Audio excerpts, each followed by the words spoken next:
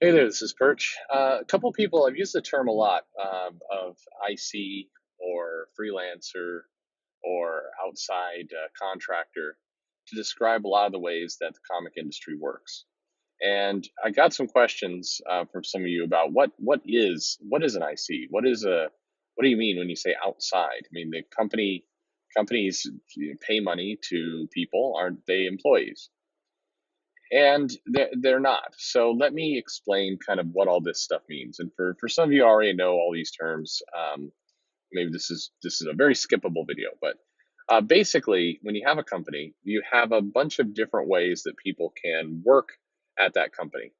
Some are classified as employees, which means that they're given a contract, they have a direct relationship with the company, they are getting paid a guaranteed salary.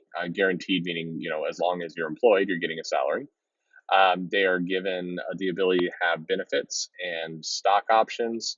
When I say benefits, I mean things like health insurance, health benefits, dental, and then some companies will offer stock options in a couple different ways. Some provide stock that you can buy at a reduced rate, at a strike price rate. Some do matching. Some do just free grants at a certain value amount. And then the whole world of stock is endlessly complex. Just kind of put that on the shelf over here, but stock. You're eligible for incentive bonuses and kind of all the things that make up an employee.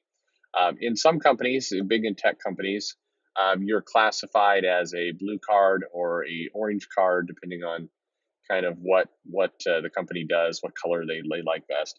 But this basically means you're on staff. It also means that you're eligible for things like an annual review, merit increases, and salary that is part of the overall kind of automatic HR structure of the company. And it's harder to fire you. Not impossible, but it's harder. Generally, when people are brought in as an employee, the company is making a longer term commitment to get the person in as an HR process and to get the person out as an HR process. So they're more tightly held to the company. If there's downsizing, typically the employees are more secure than the contractors and freelancers. So then you have the idea of contractor, and contractor in most companies simply means similar to an employee in terms of they might sit side by side with the employee, still relevant, but they're contracted through an agency. So basically, when the company wants to grow rapidly, they use a mix of internal staff that work directly for the company and external staff that is coming from an agency that reps, anywhere from one to thousands of employees. They're really paid by the contractor company. So what will happen is the employer, the company, will pay the contracting agency. The contracting agency will then pay the contractor. So the money flows through the contractor. Sometimes these people are called vendors. It kind of varies from company to company.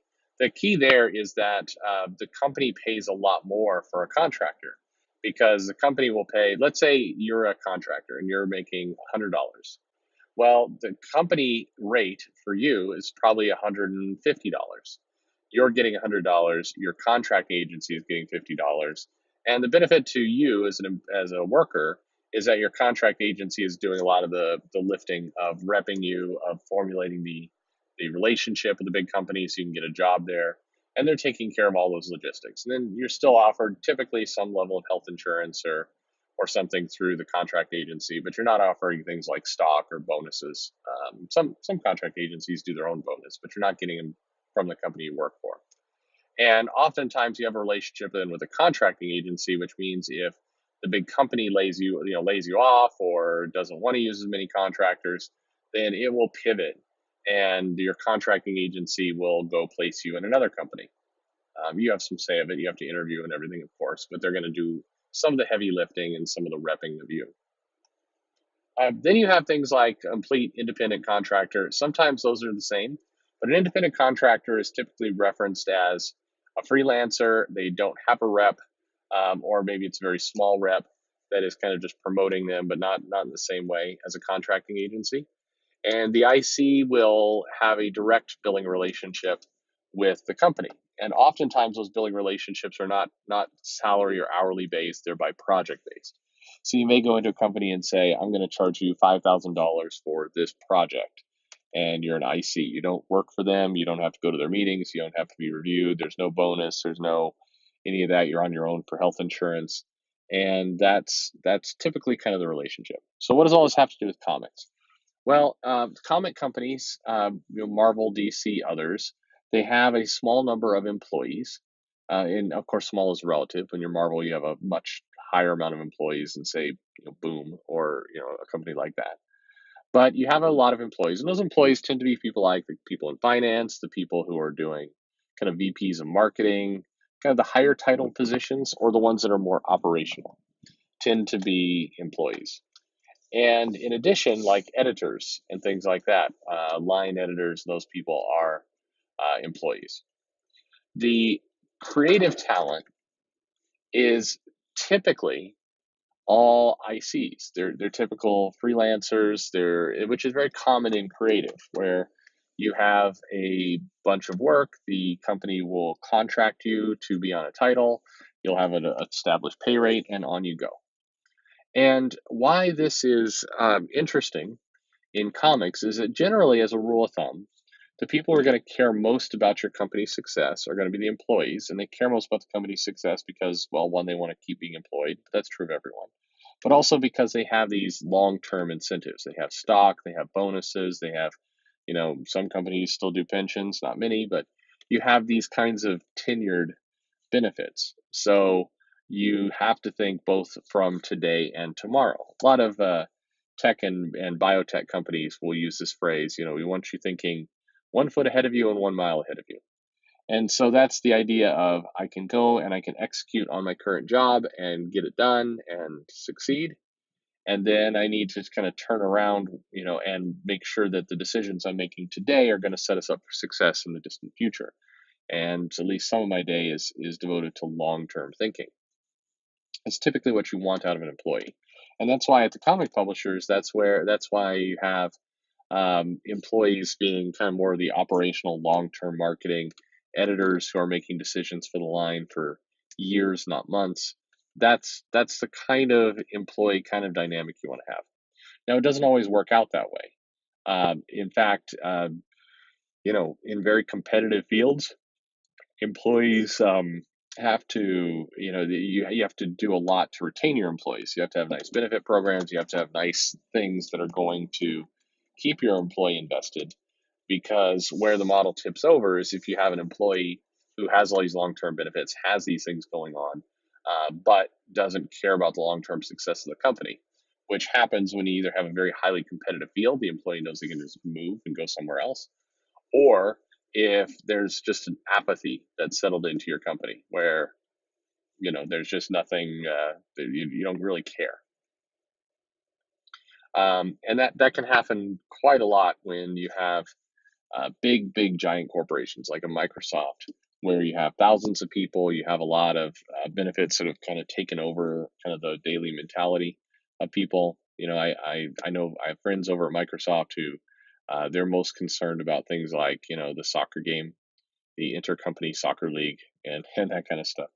And so you get this kind of people who are apathetic about the company in general. They just think, we've got tons of money. I think Google operates in similar fashion. Amazon fights it, but their culture is a little different. But creative types often go the IC route, and one of the reasons they do that is that they want freedom and flexibility to work on different projects, different characters, engagements that keep them invested and interested. Because there's this mentality that creative, especially artists, writers, they don't want to stay on a title or a property for too long, because it will start to become boring and their work will suffer. But so they like this kind of freedom, being able to bounce around. Now, unfortunately, kind of on the same hand, um, not having that connection to the company, not having this kind of long term trust in the company, can cause ICs to make odd decisions. And when you're in the entertainment business, whether it's movies or TV shows or comics, the creative effort is going to lead. In a lot of cases, it's going to be in the forefront of what the product is. If you have poor creative, the product's going to suffer. So if you have the world of kind of lower rates, which is true of comics, and heavy use of ICs, then things start to tip over where you start to get lower quality work, and you start to get decisions being made on the title that are very much for in the moment, getting paid for the gig that you have, making sure you're working your network so you will be called up again for another gig in the future. But in terms of like curating a long-term line, like we saw back in the 80s, and kind of Chris Claremont putting things in place that could play out years later and all the rest. If you're an IC, there's not a lot of motivation for you to do that.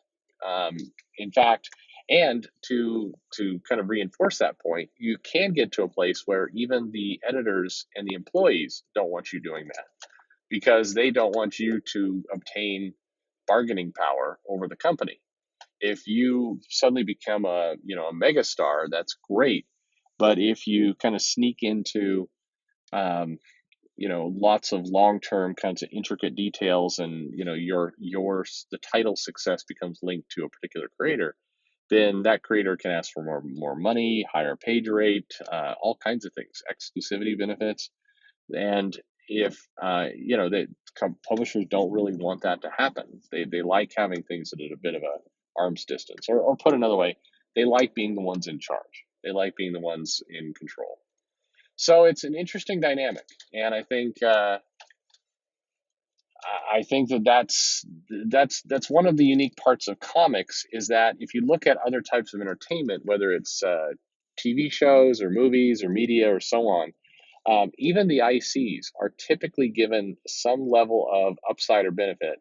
I'm talking at a more senior level. I'm not talking about like the line animators that are doing, there's like 600 of them doing kind of micro work. Those people are not treated well, and they don't have any kind of long-term incentive for sure. But comics, there is a writer, and there is a artist on a book. And so though, there's not it's not like you have dozens and dozens of people. You have a couple. And so those people are highly relevant to a book's success. And if they want to, they could put in effort or not put in effort and have an immediate kind of one-to-one impact. And so on shows or movies or things like that, the analogy would be kind of the show writer, the showrunner, or the main actor, the primary talent. And those people, even though they are technically classified as ICs, they have a union. They have they have a lot of benefits. They have royalties. They have things that kind of go to their success. The amount of money that Robert Downey Jr. makes for Iron Man is indicative of, here's somebody who is very much benefiting from the success of that property. And in comics, you don't have that. I mean, if you got a writer that kind of blows up and does real well, they don't get benefits. They don't get anything more than just the promise of more work. And the promise of more work is nice. There's nothing wrong with that, but it's not the same. It's not the same as the TV business, the movie business, other places where you have real incentives to the talent. And I think that's why the business model and everything is kind of broken, because if you don't have incentives, then you're really counting on a really clever editorial team. And as we've talked about in the past, the editorial team, even though they are employees, are typically not paid terribly well, and also are often the case very, very junior. And they see their job as more of a controller or a wrangler of talent, as opposed to somebody actually curating a line. And so that there's a lot of ways that things just kind of tip over in that world. I hope this was helpful. This is a long-winded. Most people are going to skip it. That's okay. But this is kind of a very, very high level. There's a million and one details in all this. Don't take this as the definitive end-all, word-all of everything.